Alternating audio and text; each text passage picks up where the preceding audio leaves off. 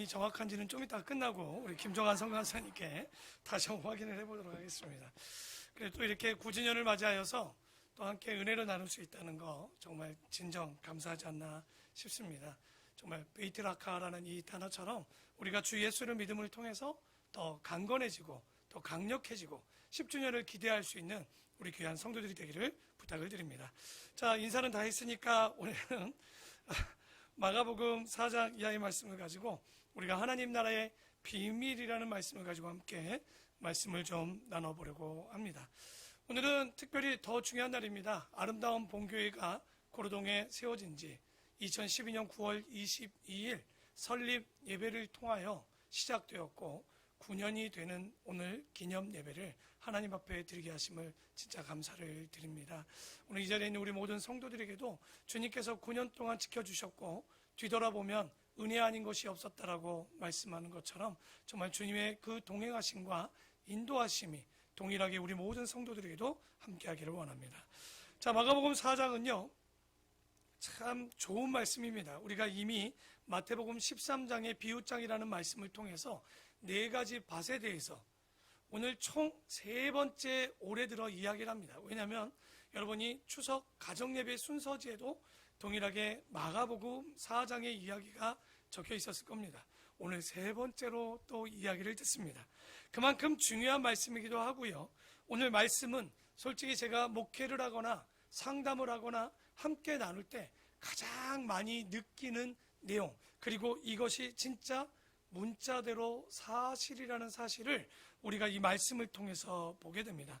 오늘 보면 마음밭이 옥토, 다시 말해서 더러는 좋은 밭이 있었고요, 길가밭이 있었고 돌짝밭이 있었고 마지막은 가시덤불 같은 사람이 있었다라는, 그런데 진짜 확연하게 차이가 나는 것을 보게 됩니다.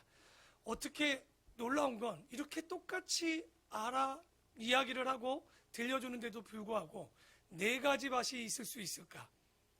그 제가 예전까지만 생각을 해도 천국은 50%는 갈 거라고 생각했어요. 그 50은 그래도 신앙 생활하는 사람들 중에 반 정도는 갈 수 있지 않을까? 왜냐하면 예수님이 오실 때 밭에서 괭이를 가지고 일하는 그 여인들을 이야기하면서 한 사람은 올라가고 한 사람은 남아있는 이야기를 보면서 야, 반은 가겠다 싶어서 그래도 내심 덜 걱정했는데 오늘 말씀을 보니까 퍼센트가 확 줄었습니다.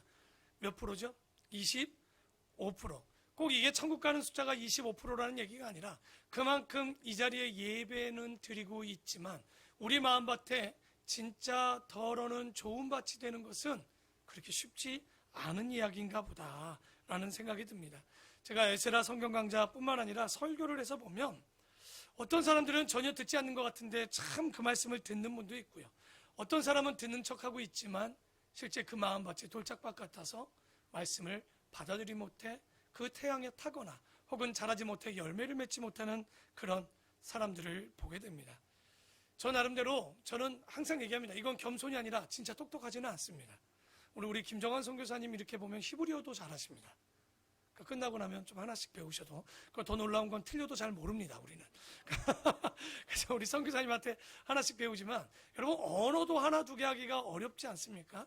그런데 저는 제가 봤을 땐 분명히 지혜의 은사는 그렇게 주지는 않았어요. 똑똑하지는 않아요. 그러나 그래도 하나님 앞에 똑똑하지는 않지만 9년 동안 그래도 부끄럼 없이 전해야 되겠다는 생각, 정말 그 마음만큼은 부끄럽지 않으려고 실수는 했겠지만 그래도 9년간 달려와서 창세기부터 요한계시록까지 아름다운 본교에서 총 7번의 에스라 성경 강좌를 열었고요. 또 요한계시록 특강도 우리가 또 열었었고요. 오경을 또 특별히 1박 2일로 봤던 적도 기억나죠? 그리고 올해 들어서 2021년에는 이 에스라 성경 강좌를 지금 얼마의 시간을 가지고 봅니까? 전에 늦으면 24주를 매주 4시간씩 했었고요. 그걸 16주로 줄여서 해보기도 했고요. 8주로 줄여서 아침부터 저녁 6시까지 총 8시간에서 9시간의 강의를 우리가 한번 했던, 그러니까 한 번의 강의가 70시간 정도 이상을 했었죠. 그런데 올해 들어서는 제가 어떻게 하냐, 1월 1일부터 창세기부터 시작해서 지난주에 구약을 마무리했습니다. 그리고 이번 주부터 신약 파노라마로 시작해서 신약을 올해 마무리를 하는데, 여러분 이 정도 되면 사람이 어떻게 돼야 될까요? 이 정도 되면 저는 다 믿을 거라고 좀 생각을 했습니다. 왜냐하면 제 생각에는 그래도 99%는 막 뜨거워지지 않을까. 제가 40이 돼서야 창세부터 요한계시록을 솔직히 처음부터 끝까지 제대로 그 마음이 무엇인지를 40년 만에 처음 알았습니다. 더 놀라운 건 저는 모태신앙입니다. 그런데 창세부터 요한계시록의 이야기를 하는데 40년이 걸렸을 때 첫 번째 이 강의를 듣는 순간 제가 4박 5일에 그 강의가 새벽 5시부터 저녁 11시까지 거의 집회가 그 강의가 시작되는 거였어요. 근데 화장실을 제가 가지 않았습니다. 그 이유는 진리라고 느껴지는 순간 내가 화장실 가는 그 순간에 혹시나 내가 듣지 못하는 진리가 있을까봐 정말 화장실을 찾고 3시간, 4시간 만에 화장실에 한번 갔다 오고, 그러니까 정말 공부를 진짜 안 좋아하는 사람인데도 불구하고 진리가 들어오니 얼마나 마음이 뜨거웠는지 모릅니다. 저는 이 마음이 우리 모든 성도가 그럴 줄 알았어요. 그러니까 아마 가르치는 사람의 능력의 한계도 있겠지만 진리가 들어오면 그 진리를 더 배우고 싶을 거고 더 열정을 갖고 싶지 않을까 생각했는데, 우리가 9년이 지나봤지만 생각보다 제 마음 같지 않고, 왜냐하면 지금까지 제가 강좌를 끝나고 언제 다시 강좌를 해요? 묻는 사람이 별로 없습니다. 그리고 뭐 성경 공부하고 싶다고 그러지만 밖에서 그렇게 이야기를 많이 해줘도 교회에 찾아오는 사람도 별로 없습니다. 그러니까 그런 것들을 볼 때 얼마나 낙심이 됐겠습니까? 제 나름대로는 되지도 않는 머리를 가지고 그래도 이 70시간의 시간을 가르치겠다고 어쩔 때는 4시간의 강의를 위해서 월요일부터 금요일 저녁까지 그 말씀만을 보고 제가 1년을 좀 살아봤거든요. 그러니까 그 정도 되면 성경을 다 보니까 좀 사람들이 변하지 않을까 했는데, 막상 9년의 목회를 하고 제가 강좌를 해보고 대화 설교를 해봤지만 그렇지 않나?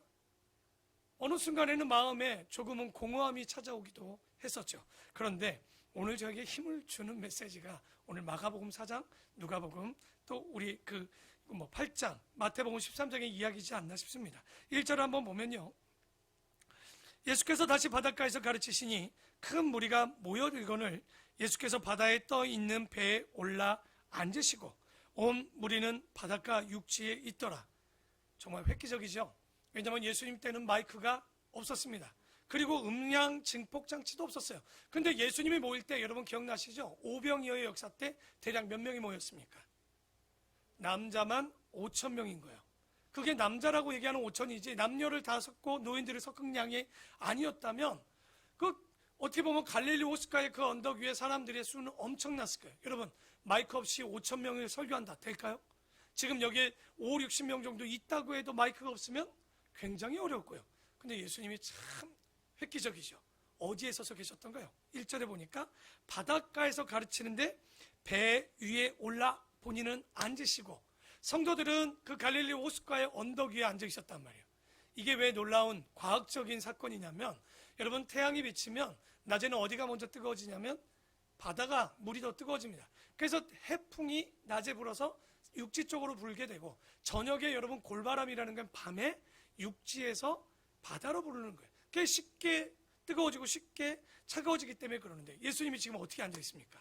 바람이 해풍이 불어서 육지로 가니까 예수님은 바다를 등지고 갈릴리 호수를 등지고 앉으셨어요. 그리고 성도들은 지금 어디에다 앉아 있는 거예요? 언덕백에 앉아 있는 거예요. 그러니까 마이크를 쓰지 않아도 이 자리에 앉아서 5천 명이 되어도 말씀이 전해질 수 있는, 참 우리 교회가 지금 강단이 위에 있지만 대부분 미국에 있는 대학교 혹시 강단을 보셨습니까? 어떻게 돼 있던가요? 그렇죠. 강의하는 사람은 밑에 있고 말씀을 듣거나 강의를 듣는 사람들은 거꾸로 위쪽으로 앉아 있는 것을 보게 되죠. 그게 바로 어떻게 보면 굉장히 과학적입니다.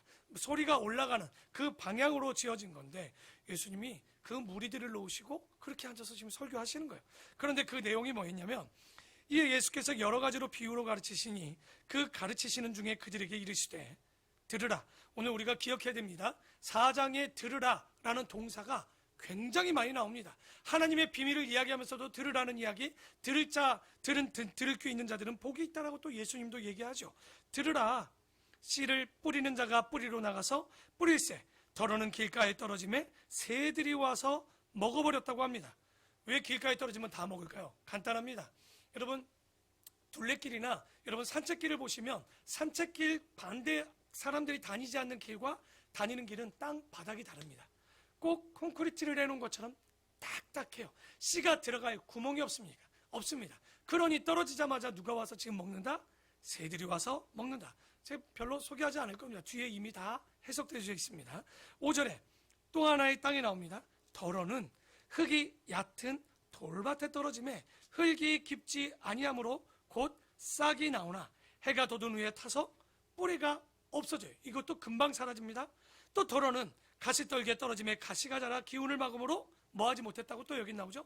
결실하지 못했다고 나오죠. 8절에 줄 한번 칠까요? 더러는 좋은 땅이 네 번째 땅이 나옵니다. 땅에 떨어짐에 자라 무성하여 결실하였더니 몇 배? 30배, 60배, 100배, 최소한 30배가 나왔다라고 이야기를 하죠. 제가 아까 서두에 얘기했지만 낙심했었습니다. 뭐냐면 9년간 이렇게 에스라 성경 강좌를 하고 대화 설교를 나눠봤지만 어떻게 됐던 거예요? 전혀 말씀이 들어가지 않았던 것을 보지 않습니까? 근데 걱정했었는데, 야, 예수님이 얘기해도 4가지 땅이 나오는데 제가 얘기하면 뭐 4가지만 나오겠습니까? 그랬더니 그 중에 어떤 땅이 제일 좋았다라고 나오냐면 더러는 좋은 땅이다.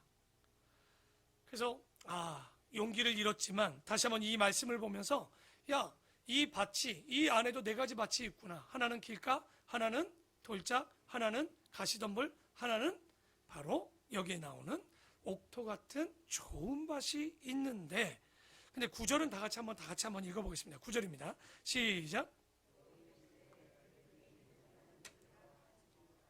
여기 귀도 들을 귀가 있고 듣지 못하는 귀가 있대요. 놀랍지 않습니까? 똑같은 말을 얘기해도 이 안에서 듣는 부류가 4부류가 있다는 거. 그러니까 말을 해도 못 알아먹는 사람이 있다는 거예요. 세상에 복음이 전해지지 않는 이유는 복음이 없어서가 아닙니다. 복음은 이 시대 어마어마하게 홍수처럼 밀려서 들립니다. 여러분, 코로나가 생기면서 가장 놀라워진 정말 놀라운 사건은 뭔지 압니까? 복음이요, 땅끝까지 갑니다. 이제 인터넷만 되면 어느 도시, 어느 나라, 여기서도 아프리카로, 여기서도 유럽으로, 아시아로 복음을 전할 수 있어요. 요즘은 선교사님들이 못 나가지 않습니까? 그러면 그들이 그냥 있느냐? 그렇지 않습니다. 선교사님이 여기서 줌이나 동영상으로, 영상으로 보내면 그들에게 이곳에서도 충분히 뭐 할 수 있는 거예요? 가지 않아도, 소모하지 않아도, 당연히 그럴 수밖에 없는 상황이지만 복음이 전해지게 된다는 거예요. 요즘 큰 교회들은요, 이 영상 예배도 다릅니다. 유튜브나 이런 영상 예배 드릴 때 밑에 자막이 들어갑니다. 어떤 자막? 영어 자막이나 뭐 스페인어나 혹은 이런 다른 언어들로 자막이, 혹시 우리 교회도 또 이렇게 된다면 뭐 아무도 좋아요는 누르지 않지만 그냥 저도 유튜브에 누가 이렇게 좀 뭐 영어를 달아주든지 누구든지 달아준다면 이게 어느 순간 어느 곳에 어떻게 복음이 전해질지 모르죠. 그런데 더 놀라운 아이러니와 모순은 아모스 8장 11절에 이야기하는 게 딱 맞는 거예요. 하나님께서 이 땅에 너희에게 기근으로 심판하시는데 그 기근 때 먹지 못해서 마시지 못해서 오는 기갈이 아니라는 거예요. 어떤 기근이 너희들이 온다는 거예요? 말씀을 듣지 못하는 기갈이 온다는 거예요. 여러분, 딱 이 시대를 얘기하는 게 아모스 선지자인 거예요. 아무리 말씀이 없어서 복음이 들어오지 않는 거예요. 그러면 그 얘기는 뭘까요?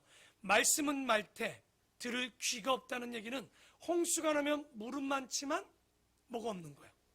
마실 물이 없는 것과 똑같은 시대가 될 거라고 성경은 얘기합니다. 여러분, 말씀이 없어서 성경 말씀을 모를까요? 정말?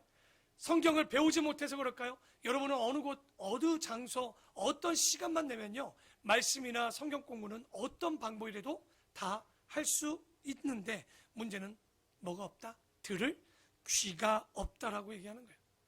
그러니까 제가 이렇게 얘기하면 저도 착각이었죠. 다 은혜 받을 줄 알고요, 다 바뀔 줄 알았다니까요. 근데 이게 첫 번째 온 게 2016년이었어요. 변하지 않는 거예요, 솔직한 얘기로. 이렇게 말씀을 줘도 왜 이렇게 안 변할까? 변하고 있었겠죠. 다만 제가 그때 조급한 마음이 있으니 변해 보이지 않았던 거였죠. 그러니까 그때까지는 순진했어요. 다 변할 줄 알았던 거죠. 그러나 오늘 보니까 진리가 들어오면요, 어떤 변화가 일어나느냐? 진짜 욕심이 들어와야 됩니다. 욕심은 나쁜 게 아닙니다. 방향의 문제죠. 우리가 하나님의 말씀이 들어오면 욕심이 나고 뭐 해야 되는 거예요? 다 듣고 싶고 다 배우고 싶고 알고 싶어야 되는 거예요. 여러분, 제 성경책은요 굉장히 더럽습니다. 제가 이게 지금 5년째 보는 성경책인데 지금 성경에 겉에 있는 이 표지도 지금 다른 성경으로 지금 한번 가죽으로 덧댄 건데 책 안을 보면 더 지저분해요. 왜 그럴까요? 기록을 얼마나 많이 했는지 몰라요. 그럼 사람들이 와, 목사님 참 공부를 많이 하시나 봐요 그러죠. 아니요, 몰라서 기록하기에 까득합니다. 성경을 보면 모르면 펜으로 색깔로 바꿔가면서 모든 걸 다 기록했어요. 정말 어떤 장은 다 시커멉니다. 어떤 장은 다 빨간 형광펜으로 되어 있는 거예요. 왜냐하면 하나님의 말씀을 들으려고 하니까, 배우려고 하니까 야, 모르는 것도 많고 은혜로운 게 너무 많은 거예요. 제가 매일마다 기운 빠지는 게 뭔지 압니까? 내가 성경을 좀 아는 것 같아 하고 또 세미나를 들어보면 나는 성경을 뭘 아는지를 모르겠는 거예요. 내가 지금까지 알았던 성경과 다른 더 하나님의 무한한 사랑과 내용들을 보면서 죽을 때까지 성경을 보아도 내가 그 진리는 다 알지 못하겠다, 이런 마음이 들면서 더 배우고 싶고 알고 싶어 하지 않겠습니까? 그래서 우리 여기 있는 우리 모든 성도님들이 오늘은 다 옥토가 되시기를 바랍니다. 이 말씀을 들을 때 다 기록하고 싶은 이 마음들이 생겨야 되겠죠. 그래서 마가복음 4장 10절에 보면 또 이렇게 얘기합니다. 예수께서 홀로 계실 때 함께한 사람들이 12제자와 더불어 그 비유들에 대하여 물으니 이르시되 하나님 나라의 비밀을 너희에게 주었으나 외인에게는 모든 것을 비유로 하나니 이는 그들로 보기는 보아도 알지 못하며 듣기는 들어도 깨닫지 못하게 하여 돌이켜 죄사함을 얻지 못하게 하려 함이라. 이거 놀라운 사실 아닙니까? 이거 깜짝 놀랄 일입니다. 예수님께서 비유로 얘기하는데 그들이 깨닫게 하려고 비유로 한 게 아니라 듣지 못하고 죄 씻음 받지 못하게 하셨다는 거예요. 여러분, 우리가 아는 예수님의 성품과 속성과는 너무 다릅니다. 그들을 돌아오게 하려고 쓴 것이 성경이라고 얘기했는데 비유로 말씀하실 때 딱 11절에 얘기합니다. 다 알아듣지 못하고 알만한 사람은 알아듣는다라고 이야기를 하고 있는 거예요. 그 얘기는 할 만큼 하면요, 이야기하면 알아들을 만한 사람들은 다 뭐한다? 감각 있는 자들은 다 알아듣는다는 거예요. 그러니까 비유로 얘기한다는 건 아는 사람은 알고 모르는 사람은 모르는 거예요. 여러분, 나가서 복음을 전해보십시오. 복음이라는 말을 쓰면 사람들이 알아들을까요? 요한복음 그럼 뭐라고 그래요? 무슨 무슨 복음? 볶음이라고 그러죠. 볶음. 그러니까 그들은요, 이야기를 해도 복음은 몰라요. 그러나 로마서 1장 1절부터 4절에 보면 바울이 이런 얘기를 해요. 복음은 뭐뭐뭐뭐뭐 하더니 뒤에 뭐라고 하냐면 땡땡 땡땡땡땡 이라고 얘기합니다. 복음은 이코르 뭘까요? 6자입니다. 복음을 6자로 길게 얘기하면 예수 그리스도가 되는 거예요. 복음을 다르게 이거 주저리 할 거 없어요. 그 예수 그리스도, 어떤 예수 그리스도? 내용은 간단합니다. 나의 죄를 위하여 십자가에 나를 위해 대신 돌아가 내가 깨끗해졌다는 이 사실, 우리는 이게 뭔 줄 아는 거예요. 복음인 줄 알지요. 그러나 세상 사람들은 모릅니다. 우리에겐 이런 것처럼 하나님께서 비유를 통해서 우리만 알게 하시는 거예요. 여러분, 코로나19는 고난일까요? 감사한 일일까요? 미친 거죠. 이렇게 얘기하면 어떻게 감사합니까? 코로나19가 얼마나 어려운데 왜 감사라고 얘기할까요? 여러분, 기독교 역사와 기독교의 성경 내용들을 보면 신앙이 자라고 열매를 맺고 그들이 복음이 성장할 때가 언젠가 잘 보십시오. 형통할 때입니까? 고난받을 때입니까? 그들이 변하고 돌아올 때는 다 고난받을 때였던 거예요. 그들이 목숨이 두렵지만 그 목숨보다 더 두려운 건 복음을 부인하지 않으려고 그들은 로마 때 10대 박해 때 그리스도인들은 다 카타콤이라는, 어떻게 보면 무덤이죠. 무덤을 파가지고 그 밑에 지하 100m까지 내려가는, 그러니까 어마어마한, 100m는 아니겠죠. 그 밑으로 내려가는 그 통로들을 보면요, 그들이 살고자 하는 게 아니라 복음을 지키고자 하는 그 마음들. 그러니까 코로나19는요, 우리 뭐라고 얘기해요? 기회, 위험. 기회는요, 뭡니까? 위험과 기회가, 위기는 기회와 위험이 같이 온다고 그러죠. 우리에게 코로나19는 우리에게 뭐가 된 거예요? 기회였다는 거예요. 비밀입니다. 정말 이거는 믿지 않는 자들은 말도 안 되는 얘기라고 할 겁니다. 그러나 오늘 예수님의 말씀처럼 우리에겐 이게 비밀입니다. 12절에 보니까 다시 한번 다 같이 읽어보면서 이게 얼마나 무서운 말씀인지 한번 우리가 기억해 봅시다. 시작. 이는 그들로 보기는 보아도 알지 못하며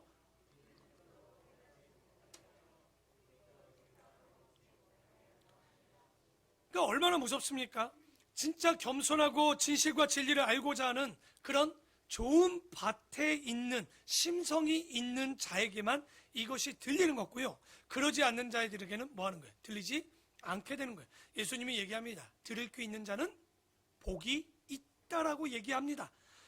근데 지금 이것의 관주가 몇 장으로 달려있냐면 이사야 6장 10절로 달려있을 거예요. 아마 그렇죠? 9절 10절로 달려있을 겁니다. 여러분, 이사야가 주님 내가 여기 있사오니 나를 부르소서, 이런 멋진 말만 한 게 아니에요.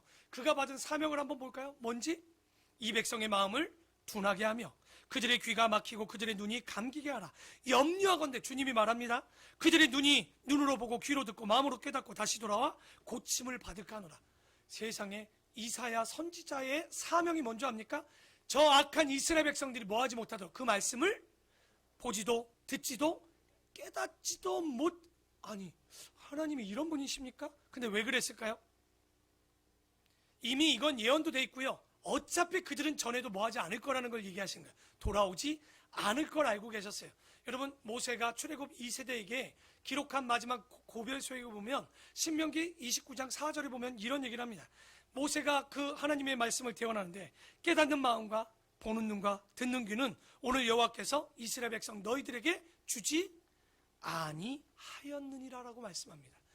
여러분, 1000년 전에 이미 이스라엘 백성들에게 그 보는 눈, 듣는 귀, 깨닫는 마음을 주지 않겠다라고 하는 거예요. 근데 이 설교를 한 모세 때 이스라엘 백성들은 어떤 사람이었죠? 출애굽을 통해서 홍해를 건넜던 사람이에요. 만나를 먹고 반석에서 물을 마시던 사람이고 메추라기를 먹던 몇 년을 40년간 옷도 헤어지지 않고 신발도 닳지 않았던 그들이었단 말이에요. 그러나 놀라운 건 아무리 기적과 표적을 보아도요, 깨닫는 마음과 보는 눈과 듣는 귀가 없으면 구원받지 못하는 거예요. 그들이 다 어디서 죽었습니까? 광야에서 죽지 않습니까? 여러분, 깨닫는 마음이 없으면 그래서 뭐 하지 않느냐? 사람은 변하지 않습니다. 우리가 조심해야 되는 게, 이거 조심히 들으십시오. 믿으면 다 구원받을까요? 이거 되게 조심해야 된다는 말입니다. 믿음은 다 구원이 아닙니다. 그걸 왜 그러냐면 진짜 믿는다는 게 뭐냐? 믿는 사람들은 오늘 주시는 말씀을 깨닫고 듣고 볼 수 있는 눈을 가져야 돼요. 그런데 이 영이 뭘까요? 깨닫게 하시는 영, 보게 하는 영, 듣는 영이 어떤 영을 받았을 때 우리가 그게 가능해요? 성령이라고 성경은 얘기합니다. 다시 말해, 내가 예수님을 주라, 나의 구주라고 얘기하고 싶죠. 성령이 아니고서는 누구도 예수를 뭐라고 할 수 없다라고 그래요. 주라 시인할 수 없다라고 얘기합니다. 성령 받아야 가능하다라고 얘기하는 거예요. 그러니까 성령이 누구에게 들어올까요? 간단합니다. 여러분, 지난주 우리 귀신에 대한 이야기들을 좀 했어요. 그러면 귀신 앞에 나오는 수식어가 하나 있어요. 뭘까요? 더러운 귀신이라고 꼭 나옵니다. 여러분, 더러운 곳엔 주님이 함께 하지 못합니다. 더러운 곳엔 성령이 들어갈 수가 없는 거예요. 다시 말해, 아무리 믿는다라고 내가 얘기하고 싶어도, 내가 그걸 깨닫고 주라 시인하고 싶어도 깨끗한 마음, 다시 말해서 죄는 있겠지만 정직하고 성실하고 주를 바라보고자 하는 마음 가운데 성령께서 성령의 영을 통해서 믿어지게 하는 거지 아무나 믿을 수가 없다는 거예요. 아버지, 정말 이 자리에 우리에 있는 귀한 우리 성도들이 하나님 아버지의 그 믿음을 통하여 구원받는 거예요? 받고 싶죠? 받고 싶다고 받아집니까? 그럴 수 없는 거예요. 마음밭이 바뀌지 않으면, 마음이 기경되지 않으면 하나도 바뀌지 아니고 지금 믿고 있는 이 믿음조차도 가짜 믿음일 수 있다는 거예요. 아주 두려운 얘기를 합니다. 그래서 13절에 또 이르시되 너희가 이 비유를 알지 못할진데 어떻게 모든 비유를 알겠느냐? 예수님이 다 얘기했지만 12절까지 얘기도 못 알아먹었어요. 그러니까 여러분, 진짜는요, 성경은요, 비유는 하나도 두려워할 거 없어요. 다 해석해 주십니다. 14절에 뭐라고 합니까? 뿌리는 자는 말씀을 뿌리는 거라고 그러죠. 그 씨앗이 뭐라는 거예요? 그러니까 곧 말씀이라는 얘기죠. 말씀이 길가에 뿌려졌다는 것은 이들을 가리킴이니 곧 말씀을 들었을 때 사탄이 즉시 와서 그들에게 뿌려진 말씀을 빼앗는 것이요. 오늘 예배를 드리고 가는데요, 이 안에도 길가밭들이 있어요. 누굴 것 같아요? 저는 이런 분들을 정의를 내려본다면 종교인 같아요. 왜 종교냐? 예배만 드리면 나는 되게 마음이 편해요. 그 이후에 내 마음에 분란이 안 일어나요. 왜 분란이 일어나냐? 여러분, 진리가 들어오면 배가 두 갈래로 갈라지지 어떻게 됩니까? 선과 악으로 갈라지게 돼 있단 말이에요. 내 안에 진리가 들어오면 나는 갈등하고 거룩한 부담감을 가지고 살아야 되는데 표정들이 너무 밝아요. 교우는 게 너무 재밌대.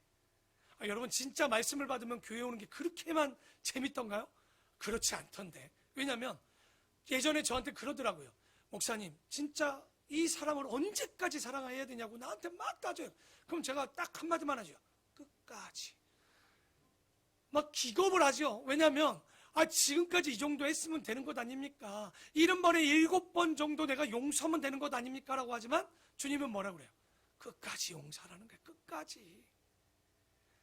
그러니까 우리가 진리가 들어오면 절대 편할 수가 없는데 지금 사단이 바로 받아가니까 교회 오니까 여러분 신앙인이라고 생각하면 안 됩니다.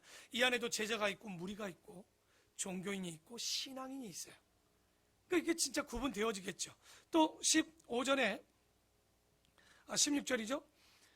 또 이와 같이 돌밭에 뿌려졌다는 것은 이들을 가리킴이니 곧 말씀을 들을 때 즉시 기쁨으로 아멘하며 화답하겠죠. 그러나 그 속에 뿌리가 없어서 잠깐 견디다가 말씀으로 인하여 환난이나 박해가 일어나는 때는 어떻게 되는 거예요? 다 넘어집니다.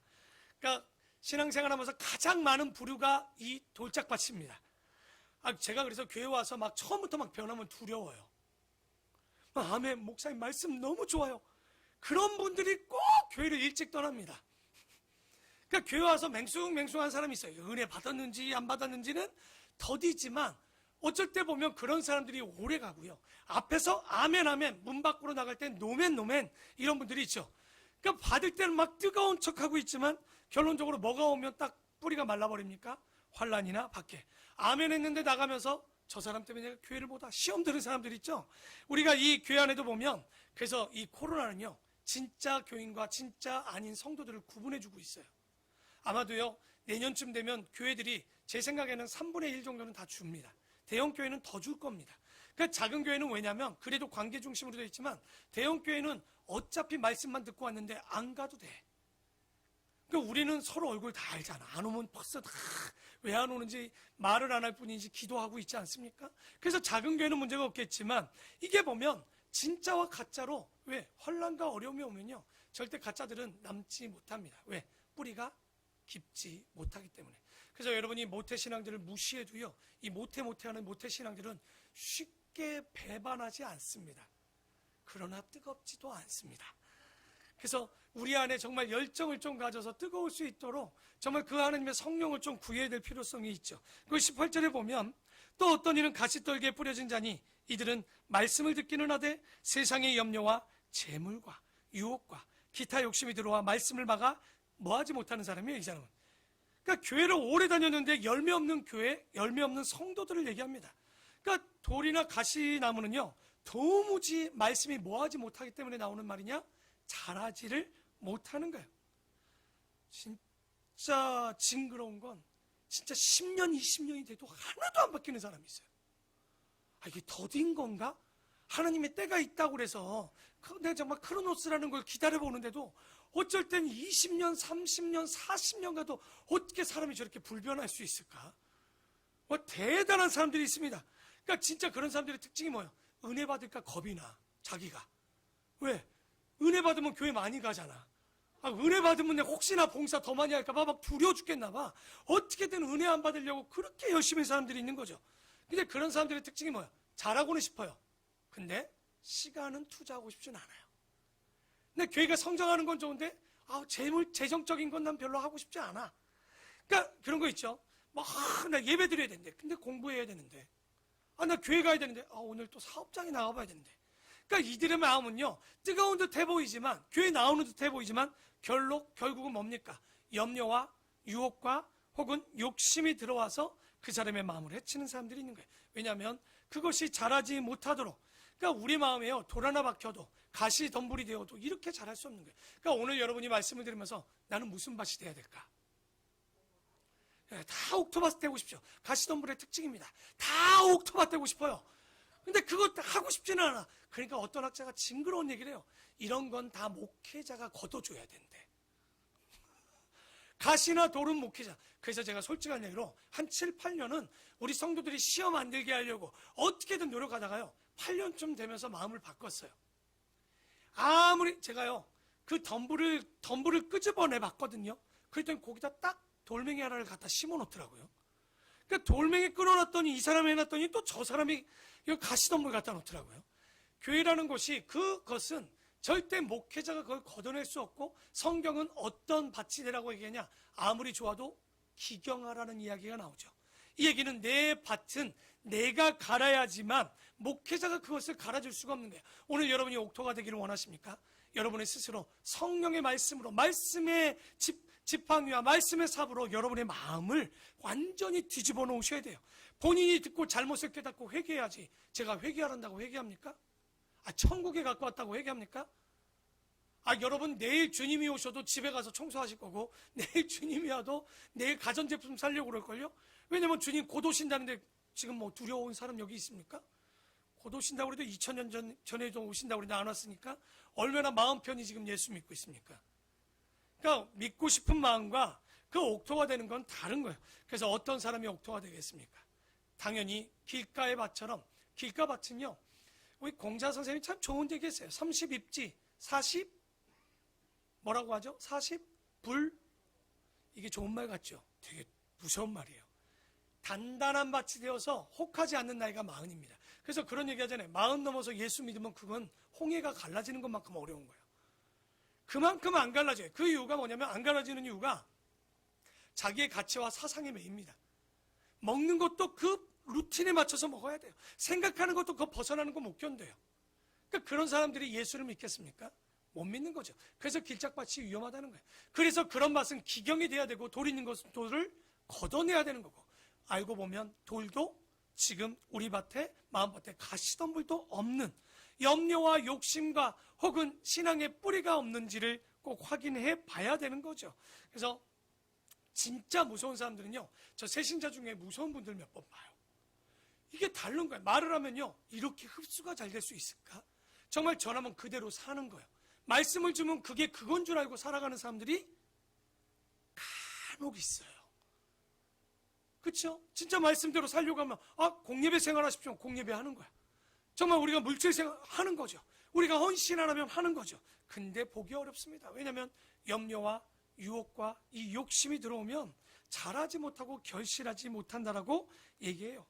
20절에 좋은 땅에 뿌려졌다는 것은 곧 말씀을 듣고 받아 30배나 혹은 60배나 100배 뭐하는 자. 그러니까 369가 중요하지 않습니다. 뒤에 뭐가 되느냐 안 되느냐, 열매를 맺을 수 있느냐. 11절에 지금 여러분 반 얘기하니까 반 얘기하는 줄 알죠? 11절에 이 비유는 무슨 비유라고 얘기합니까? 하나님 나라의 비밀이라고 얘기를 하고 있죠. 오늘 이 말씀은요, 오늘 제목이 11절에 나왔죠. 여러분 마태복음 때는 뭐라고 얘기했죠? 뭐뭐는 마치라고 얘기했죠. 뭐라고 그랬죠? 천국, 그때는 뭐라고 했냐면 하늘나라라고 그랬어요. 여러분 이런 거는 좀 여러분이 조금 알아두셔야 돼요. 왜냐하면 마태가 이 마태복음을 써서 읽히도록 하려는 대상이 누구였냐? 유대인입니다. 그런데 마가복음은 하늘나라라고 얘기하지 않고 정확히 뭐라고 얘기해요? 하나님의 나라라고 얘기합니다. 그 이유는 하나님이란 단어는 유대인들이 부르거나 쓰거나 할 때 그렇게 하지 못합니다. 부리지도 못하고 쓸 때도 얼마나 경외로운 마음을 가지고 야훼, 여호와인지 야훼인지 모르겠지만 그 글자를 하나 쓰기 때문에 하나님의 나라라고 부르지 못해요, 마태는. 그래서 거기서는 뭐라고 했던 거예요? 하늘 나라. 그러나 마가는 이방인에게 주니까 뭐라고 지금 비유합니까? 하나님 나라의 비밀이라고 합니다. 오늘 여기에 비밀을 줬어요. 기억 못하시죠? 제가 아까 계속 반복되는 단어가 하나 있을 거라고 그랬어요. 뭐였죠? 들으라. 하나님 나라에 들어갈 수 있는 조건 첫 번째, 들어야 되는 겁니다. 듣는 자가. 근데 문제는 반 4개 다 그 말씀이 들어갔다라고 들었다고 나와요. 그런데 들었는데 아까 20절에 보니까 뭐 하지 않아요? 21절에 가시덤불에 있던 밭 특징이 뭐예요? 자라긴 자라되 뭐를 맺지 못했다고 그래요? 결실, 열매를 맺지 못하는 거예요. 그러니까 하나님 나라의 비밀은 간단합니다. 이 아름다운 보험교회가 9주년을 맞이해서 진짜 교회인가? 내가 그리스도인인가? 내가 살아있는가를 우리가 알아볼 수 있는 어떻게 보면 리트머스 종이처럼 확인해 볼 수 있는 것이 하나 있어요. 그게 뭐냐면 내가 듣는가? 들을 귀가 있는지. 두 번째, 결실하고 있는가? 또 하나는 그 중간에 빠진 잘하고 있는가를 확인해 볼 필요가 있는 거예요. 그러니까 잘한다면 분명히 뭐 하게 된다? 30이든 60이든 100인 중요하지 않아요. 뭐 한다? 결실하게 돼 있는 거예요. 결심만 하면 되는 거예요. 잘하면 되는 거죠. 그랬더니 21절에 이거 다 연결된 말씀입니다. 또 그들에게 이르시되 사람이 등불을 가져오는 것은 말 아래나 평상 아래에 두려함이냐 등경 위에 두려함이 아니냐. 이 비유는요 24절 25절에 이 얘기를 하고 싶은 거예요. 진리를 받아들이는 사람들에게는 복, 아닌 사람들에게는 심판이 있을 것을 얘기를 하면서 그 위에 먼저 진리를 가진 자들의 특징을 얘기합니다. 말이 뭐예요? 영어로 홀스가 아니겠죠. 뭘까요? 한 대, 두 대, 세 대는 알아요. 그게 합쳐지면 어떻게 되죠? 한 말통. 우리 아마 좀 예전에 좀 태어나신 분들은 시장 가면 말통 알까요? 되도 썼죠, 옛날에는. 되나 말을 썼었는데 그 나무 말통 안에 지금 등경을 그 안에 넣는다는 거예요. 그럼 보일까요? 안 보일까요? 그럼 미련한 사람이 어딨냐는 얘기예요. 말을 평상 밑에, 등경을 평상 밑에 놓으면 여러분 위에 있어야 비춰서 우리가 길을 걷거나 책을 보는 거지, 이 평상 밑에 있으면 전혀 그 진리를 알아볼 수 없다는 얘기를 한 거죠.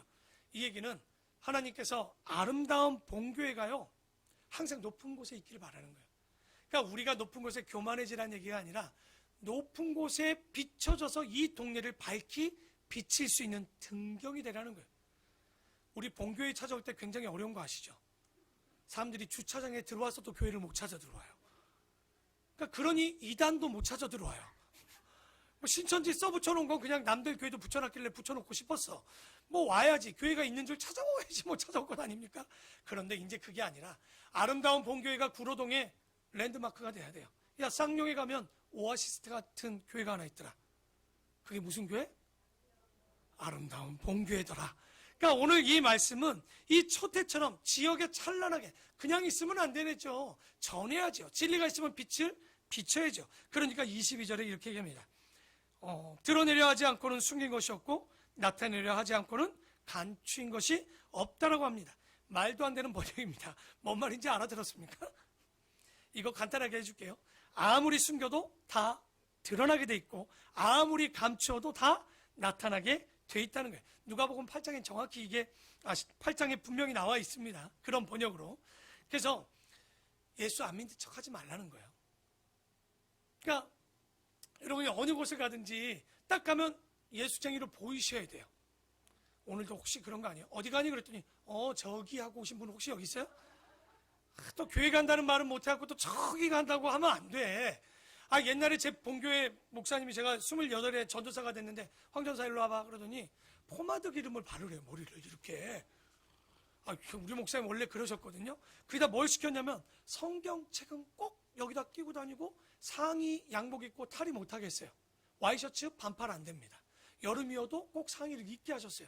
왜냐면 여러분 구두 신고 성경 끼고 머리 2대8로 가르마에 이거 하고 가면 어떤 일이 벌어지겠어요? 홍해처럼 다 갈라지겠죠. 저 전도사님은 목사다 저거. 그러니까 예수쟁이라는 게 눈에 비치도록 그렇게 하시라고 했던 것 같아요. 목사도요 성경 빼고 다니면요 목사 아닌 것처럼 살아요. 요즘 마귀가 힘들다고 그러죠. 귀신인데 귀신도 모르겠대요. 누가 그리스도인지.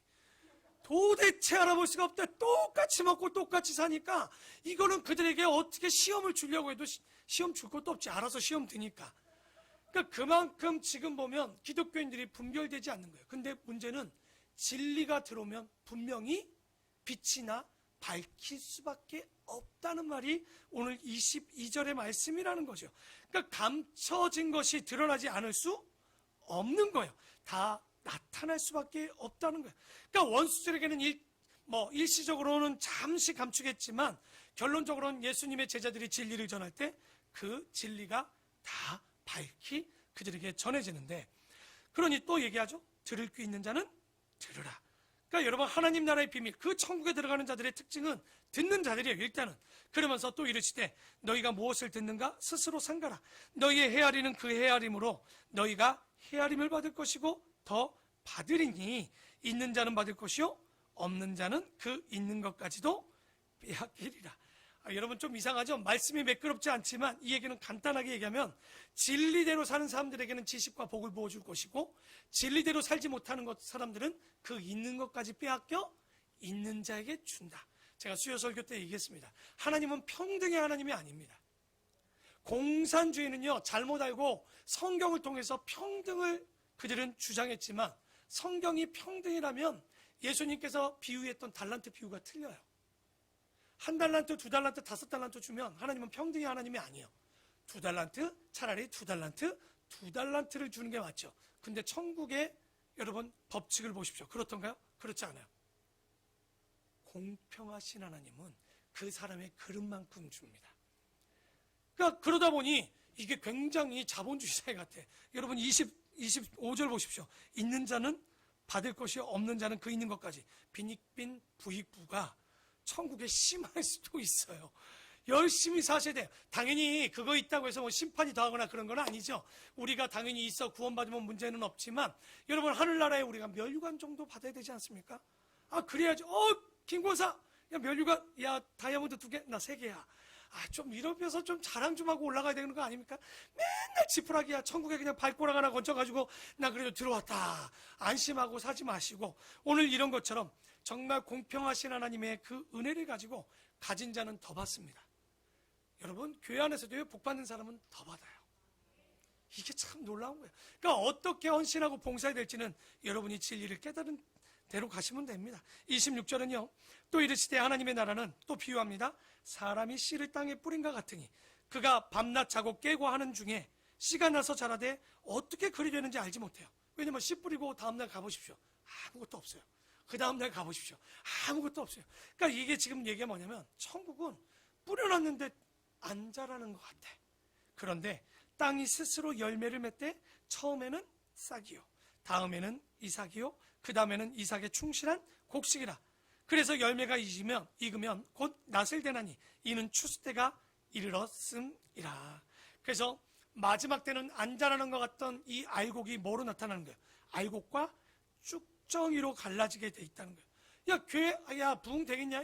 야 천국 니들이 가면 나도 가겠다라고 하지만 그런 복음을 들은 우리가 하나님 나라를 믿는 우리가 살다 보면 어느 순간 열매가 맺히고 마지막 때는 알곡과 쭉정이로 나눠져 끝나지 않아요. 심판을 당한다는 거예요. 추수 때에 낫을 대는 일이 있어지는 거죠. 그래서 이 천국은 그런 것처럼 자라지 않는 것 같지만 자라는 것이고 또 이르시되 우리가 하나님의 나라를 어떻게 비교하며 또 무슨 비유로 나타낼까? 겨자씨 하나가 같으니 땅에 성길 때에는 땅 위의 모든 씨보다 작은 것이로되 심긴 후에는 자라서 모든 풀보다 커지며 큰 가지를 내나니 공중의 새들이 그 그늘에 깃들일 만큼 되느니라. 그러니까 한국에서는 이 말씀 이해 안 가요. 왜? 한국의 겨자는 어때요? 자라면 풀 같지요 약간. 예전에 우리 혹시 교회 신앙생활 하신 분들 목사님들이 성지순례 갔다 오면 꼭 씨 하나 좀 갖고 와. 그 씨 가지고 이거 다 하나씩 해갖고 뭐 책갈피 하나 만드래. 이 말씀 가져가고 겨자씨만한 믿음 또 그거 하면서 주라고 그러죠. 근데 제가 깜짝 놀랐잖아요. 성지순례 갔더니 겨자가 자라서 요 정도가 아니라 진짜 새가 깃들 만큼 겨자 나무로 자랍니다. 그러니까 우리가 지금 우리의 땅과 그 유대인들의 땅들이 달라서 그렇지만 그만큼 천국은요 작지만 결국은 어떻게 된다는 거예요? 이렇게 성장해서 자라고 난다는 거예요. 여러분 이 지구라는 별에 예수님께서 12제자를 세웠을 때 정말 이 복음이 전해질 거라고 생각했습니까? 하나는 배신했죠. 하나는 부인했죠. 못 믿어서 다 십자가를 피해 도망갔죠. 그런데 그들을 통해서 지금 대한민국에 그 선교사를 통해서 불교의 나라요 유교적인 나라에 들어와서 이 복음이 거꾸로 이제 어떻게 됩니까? 한국의 선교사들이 해외로 나가서 복음을 전하기까지 왔다는 거예요. 겨자씨만한 믿음이 땅 위에 보일 땐 보이지도 않지만 이것이 심겨지면 후에는 어떻게 된다고요? 하늘나라가 새들이 날아와 깃들여지는 나무처럼 자라게 되는 거. 여러분 본교회가 처음 저와 함께 개척이 되었을 때 4가정, 마리조와 4가정이고요 합쳐서 5명, 6명이 안 나왔습니다. 여기 3명, 여기 3명. 그러니까 설교 딱 끝나면 아멘. 오후 예배도 안 들었어요. 초반에 기억나실 거예요. 나가면 너무 좋죠. 줄 서서 밥 먹지 않습니다. 한 테이블에 아직 첫 메뉴가 기억나. 고등어찜, 김치찜. 딱 놓고 우리 가족들이 앉아서 함께 식사를 하는데 제가 언제 감격의 눈물을 흘렸는 줄 압니까? 우리 교회가 줄 서서 밥 먹는 날이 왔었어요. 줄을 딱 쓰는데 아무도 모르지만 저 혼자 뭉클한 거야 이게. 야 교회가 안 자랄 줄 알았는데 두 번째 눈물 흘리는 날이 언제인 줄 압니까? 2줄 서서 밥 먹는 날. 야 이게 정말 여러분 이거 제가 그래서 후배들한테 개척해봐야 당신들이 그 간절함과 하나님 나라가 일하심을 볼 거다. 그게 여러분이 보면 뭐 줄 서서 먹는 게 뭐 몇 명 아니요. 시작해서 여기까지 올 때 얼마나 우여곡절이 많았겠습니까? 왜 안 나가는 사람이 있었겠습니까? 왜 어려움이 없었겠습니까? 하지만 먹이시고 입히시고 여기까지 오게 하신 것들을 보면요, 기가 막힌 거예요. 여러분, 제가 개척을 하면서 두 가지를 하나님께 기도했어요. 솔직히 첫 번째가 뭔지 압니까? 3년 만에 자립하게 해달라. 두 번째, 5년 만에 분가하게 해달라. 여러분, 3년 만에 자립, 우리 교회가 얼마나 자랑스러운지 교회인 줄 압니까? 저희 교회 월세 내는 거 혹시 알고 계십니까? 저희 교회들은 또 성도들은 이게 또 우리 건 줄 알아요. 보증금 내고 월세로 살아가고 있습니다. 근데 놀라운 건 이 지방의 30교회 중에, 여기 중부지방이라고 하는데, 월세를 탑으로 냅니다. 월세를 가장 많이 내는 교회입니다. 그러면 어디 가면 큰 교회 목사님들이 월세 탑으로 내는 목사가 왔네. 근데 목에다 또 힘 좀 주시. 저희가 다 내고 있습니다, 지금. 근데 웃긴 건 3년 만에 할렐루야 자립했습니다. 아멘 한 분 하시네. 자립했다니까. 이 얘기는 다른 사람이 도와줘서 교회가 독립한 게 아니에요. 근데 조금 희한한 자립이었어요. 그러니까 제 의도와 상관없이 만들어진 자립이었습니다. 왜냐하면 선교하던 교회들이 2년쯤 도와주더니 다 끊더라고. 3년 되니까 이제 다 끊겼죠. 그것도 많지도 않았어요. 3교회인가 2교회인가 이제 다 끊었는데, 더 기적 같은 일, 재정이 빵꾸가 나지 않았다는 거예요. 저는 그런 거 볼 때마다 이건 진짜 성경의 물질은 최하입니다. 오죽했으면 레위기의 부록이 27장에 물질에 대한 얘기하잖아요. 이거 대단한 얘기가 아닌 거예요. 정말 그렇지만 그 뒤로 지금까지 여러분 6년이 지나왔지만 빚지지 아니하고, 하지만 일용한 양식이지만 그래도 빚지지 아니하고 여기 오면서까지 우리가 하나님에게 이렇게 영광을 돌렸다는 것, 기가 막힌 일입니다. 두 번째 먼저 합니까? 분가하고 싶었어요. 아직 이루지 못한 일입니다. 그런데 오늘 말씀 하나님 나라의 비밀에 대해서 첫 번째, 듣는 자들이 된다고 그랬죠. 하지만 들어도 4가지 밭이 있어요. 다 천국 갈 수 없고 다 하나님의 비밀을 알지 못한대요. 그러면 도대체 어떤 자가 하나님 나라의 비밀을 알고 천국에 들어갈까? 여기에는 생명이라는 단어의 비밀이 숨어져 있습니다.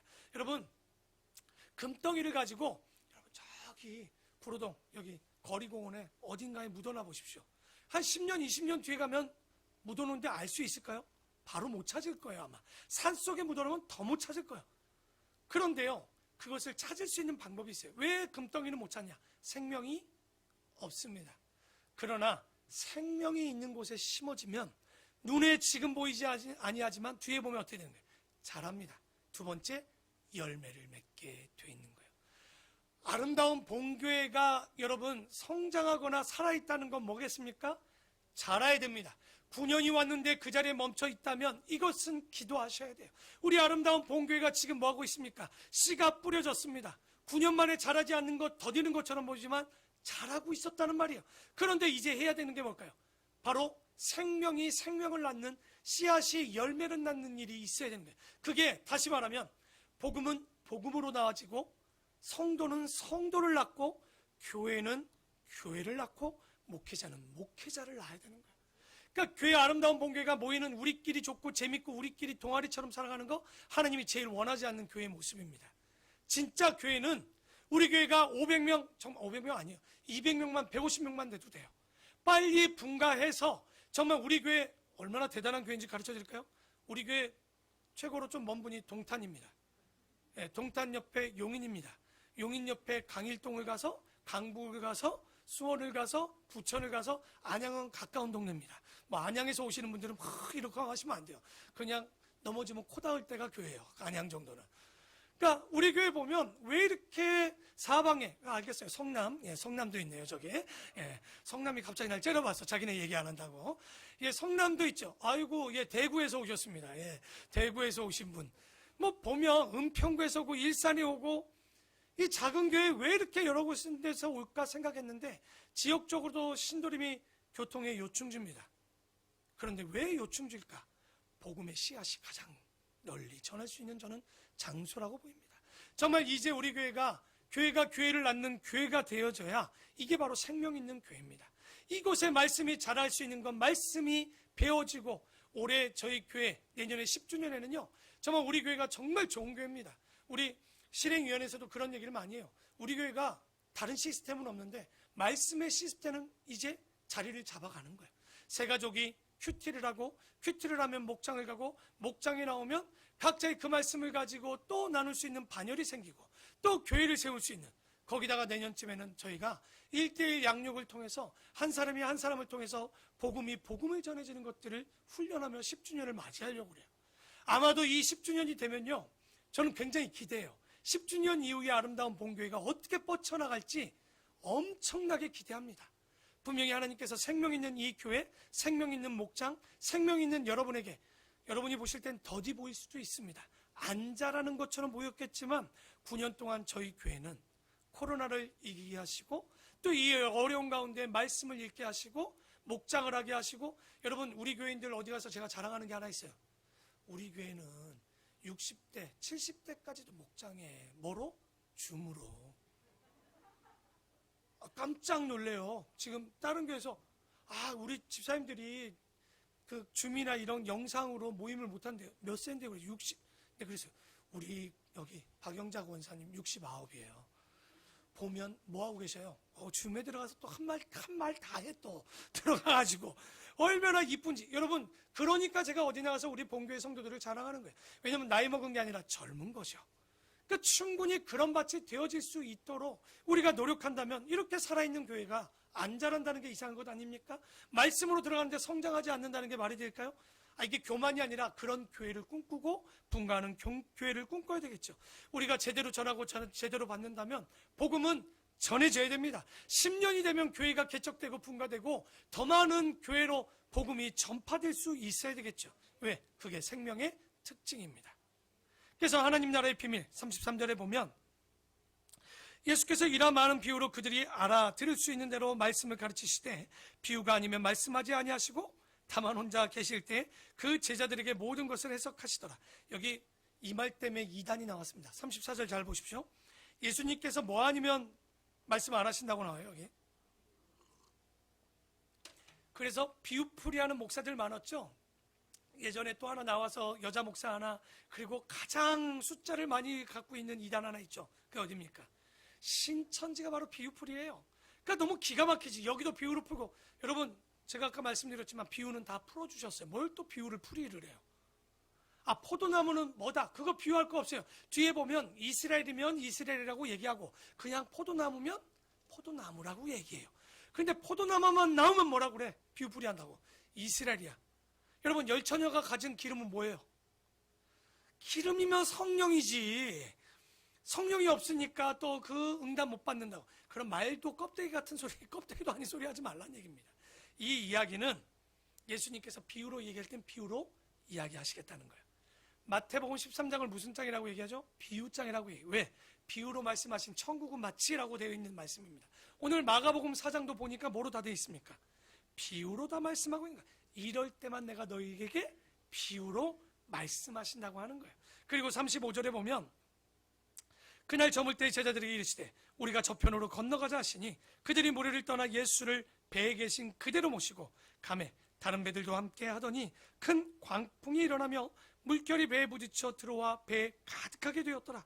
예수께서 배 뒤편 끝에 베개를 베고 주무시더니 제자들이 깨우며 이르시되 선생님이여 우리가 죽게 된 것을 돌아보지 아니하시나이까 하니 예수께서 깨어 바람을 꾸짖으시며 바다더러 이르시되 잠잠하라 고요하라 하시니 바람이 그치고 아주 잔잔하여지더라. 이에 제자들이 이르되 야야 어찌하여, 그러니까 제자들이 막 놀랬던 거죠. 그랬더니 어찌하여 이렇게 무서워하느냐? 너희가 어찌 믿음이 없느냐 하시죠. 믿음의 반대는 뭘까요? 반대말은? 불신 아니죠. 오늘 보십시오. 뭐라고 합니까? 믿음의 반대말은 두려움입니다. 믿는다고 하면서 우리 가운데 두려움이 있다는 건 예수님과 함께 하면서도 그 풍랑을 두려워하는 것과 똑같은 거예요. 예수 믿는다고 하면서 살아가면서 염려와 고난을 두려워한다는 건 그 예수님이 없이 살아가는 거예요.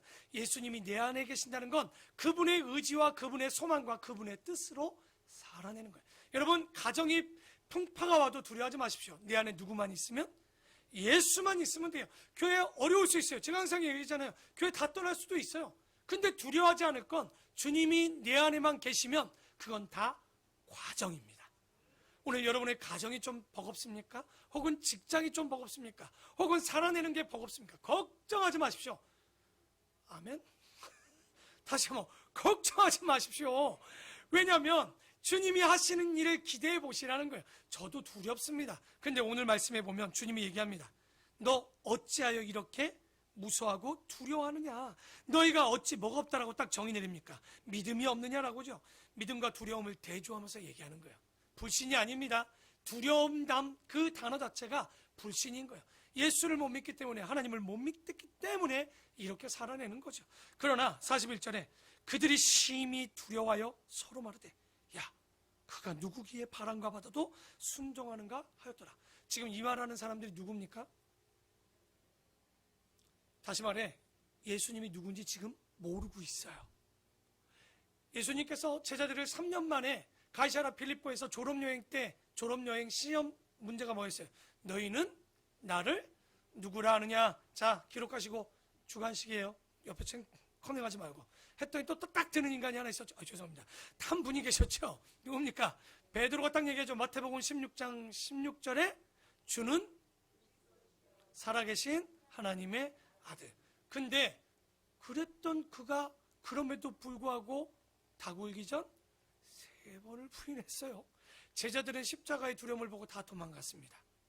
왜 그랬을까요? 베드로가 보면 아직까지 그분을 온전히 보지 못했어요. 그리스도신 건 알았어. 근데 하나님의 아들까지 봤죠. 그러나 부활 이후 도마에게 보여줬을 때 도마의 고백을 보면 압니다. 부활 이후 그들의 고백이 달라졌죠. 나의 주 하나님이십니다. 삼위일체 하나님, 그 하나님을 도마는 깨닫고 그 이후에 제자들 모두는 다 순교의 길로, 그리고 마지막 요한을 제외한 모든 자들은 순교의 길을 걸을 수 있었던 거예요. 그러니까 우리가 믿음이 있다고 하지만 그분이 누구인지를 모른다면 우리는 두려워할 수밖에 없어요. 왜 물질에 매입니까? 왜 시간에 매일까요? 왜 사람에 매일까요? 왜 병균이나 바이러스에 우리는 이렇게 매이게 될까요? 정말 그게 무서워서 그럴까요? 아니요. 주님이 누구신지 모르고 계시는 거예요. 그러니까 우리와 함께 하시는 이 하나님, 이 예수님을 우리가 깨닫는다면, 여러분 얘기하죠. 겨자씨만한 믿음만 있다면 이 산을 옮겨 저리로 옮길 수 있다라고 한다. 뭐 믿음이 대단해서 합니까? 그 겨자씨 보이지도 않는 믿음만 있어도, 아무리 작은 빛이어도 어둠을 이길 수 있다는 얘기입니다. 아무리 내가 능력이 없어도 예수의 이름으로 명하면 귀신도 쫓을 수 있는 거예요. 그런데 이 하나님의 자녀들이 뭐가 두렵냐는 얘기예요. 여러분 두려워하지 마십시오. 못할 수도 있습니다. 넘어질 수도 있습니다. 하지만 우리의 아버지가 계시고 우리 하나님이 동행하신다면 두려울 일이 없다는 거예요. 오늘 말씀을 정리합니다. 하나님 나라의 비밀은 뭡니까? 아는 사람은 알고 모르는 사람은 모릅니다. 똑같이 듣지만 밭이 4개나 있다고 합니다. 듣기는 들어도 그것을 깨닫고 보고 듣는 사람들은 적은 거예요. 다시 말해 내 마음이 주를 바라는 그 간절함과 깨끗한 주님을 원하는 그 마음, 그때 누가 오시는 거예요? 성령께서 깨닫게 하시면 이 아름다운 몽교회가 이제 9주년이 됐습니다. 뭐 해야 될까요? 자라야죠. 그리고 열매를 맺어야 된다는 얘기입니다. 그러지 않으면 마지막 때 오늘 말씀에 뭐라고 해요? 알곡과 쭉정이. 여러분 본교회가 9년 동안 안 자라는 줄 알았어요. 저는 요즘 그렇게 생각하지 않아요. 우리 교인들 한 사람 한 사람 보면 어떤 분이 그 고백하더라고요. 목사님 그냥 있는 거예요. 뭔 말인지 모르겠어요. 근데 뭐라고 얘기하는지 요즘 고백들이 나오는지 압니까? 목사님이 하신 얘기가 뭔지 그 부분을 알 때는 정말 잘 보인대. 이 얘기는 성경을 2번, 3번, 4번, 대화설교를 1번, 2번, 정말 에스라 성경 강좌를 1번, 2번 듣다 보니 어느 순간 자라지 않는 것처럼, 콩나물 시루에 콩을 아무리 물을 부어도 안 자라는 것 같지만 어느 순간 그 콩나물이 키가 자라서 뿌리가 자라는 모습들을 보면 우리는 지금 9주년 동안 안 자라는 것 같지만 다만 다 자라는 건 아닙니다. 분명히 이 자리에도 옥토가 다 있는 것이 아니라 길가도 있고 돌짝밭도 있고 우리가 가시덤불이 있습니다. 없을 수 없습니다. 그러나 여러분의 재료와 욕심과 이런 탐심이 있다면 그 가시덤불을 걷어내십시오. 아까 얘기했지만 너희가 무엇을 두려워하느냐. 여러분 그 덤불을 끄집어내도 죽지 않아요. 걱정하지 마세요. 우리 아들이 없으니까 얘기합니다. 저희 아들이 그런 얘기해요. 저희 집은 딱 하나 있어요. 어릴 때 넘어지고 막 울면 엄마나 제가 가서 하는 말이 있어요. 아프지? 죽지는 않아. 일어서. 우리 아들이 나이가 먹더니 복수를 시작합니다. 딱 넘어지면서 엄마 걱정하지 마. 나 죽지는 않으니까 내가 일어날게. 이게 스스로 쓰는 거죠. 여러분, 그 물질 하나 띄었다고 내 시간 좀 들였다고 죽지 않습니다. 주님이 주시는 건요 30배, 60배, 100배요. 내가 지금 받는 건 일용할 양식처럼 보이죠? 여러분 그거 한번 드려보십시오. 시간을 드리고 마음을 드리고 재물을 드리고 주님을 향한 마음을 드리면요 저같이 복받은 사람이 어디 있습니까? 저는 엄청나게 받았어요. 여러분 올해 12명의 임직자를 세웠어요. 한 분의 명예권사야. 여러분 진짜 놀랄 일입니다. 오늘 여러분 아마 집사 직분 22명의 예정자가 집사 직분이 우리 교회에 있는 교회예요. 우리가 그 직분자만 해도 35명, 40명 가까워요. 그러니까 내후년이면 이제 장로도 생기는 교회예요. 그러니까 정말 지금 어떤 분이 우리 교회 와서 한 분이 그 고백했대잖아요. 목사님, 저한테 와서 그 얘기하네요. 교회가 안 없어져서 고맙다고. 제가 개척할 때 봐서 시작된 교회들 가운데 수많은 같은 교회들이 문을 닫았다는 거예요, 지금. 여러분, 저는 더디긴 합니다. 쉽게 우리 교회는 무너지지는 않습니다. 오늘 가정 가운데 여러분에게 돌이 있다면 과감하게 드러내십시오. 그 빈자리에 예수 그리스도의 마음으로 채우십시오. 그 가시덤불 두려워하지 마십시오. 뺀다고 죽지 않아요. 오히려 쭉정이는 뽑힐 것이고 알곡이 뿌려진 자리에, 그러나 더디기에 끝까지 가셔야 됩니다. 그것이 변하지 않는 것 같지만 그를 향한 눈물의 기도가, 눈물의 말씀이, 그게 울며 씨를 뿌리는 자는 뭐를요? 기쁨으로 단을 거두리라는 이 말씀을 기억해 보신다면 그 기도를 통해서 30배, 60배, 100배의 말씀이 오늘 우리 교회가 이제 내년에 더 기대합니다. 어떻게 부흥할 것인가? 저는 진짜 기대됩니다. 말씀의 부흥이 일어나고 말씀을 통하여 말씀을 가르치는 교회가 될 것이고, 우리 다음 세대, 다시 한번 얘기하죠. 자, 우리 황 권사님의 다음 세대는 유치부, 아동부가 아닙니다. 바로 50대입니다. 50대의 다음 세대는 누굴까요? 40대입니다. 40대는 30대고 20대는 10대. 이 다음 세대가 끊이지 않는 교회. 다시 말해서 오늘 예배 끝나고 밥 먹을 때 40대, 30대, 20대들하고 한번 식사해 보십시오. 이 다음 세대를 이뤄가는 우리 교회가 세대가 끊어지지 않아서 결국 하나님이 오시는 그날까지 견뎌낼 수 있는 그 교회. 생명의 특징은 먼저 듣고 자라고 열매를 맺게 되어 있습니다. 그것이 하나님 나라의 비밀이라면, 우리 가정에 뿌려진 이 씨앗을 기대해 본다면 여러분 집에 가서 혼자 웃어도 됩니다. 난 100배 받을 것 같아. 나는 60배 받을 것 같아. 30배 받아도 받으면 됩니다. 일단 이문은 남겨야 됩니다.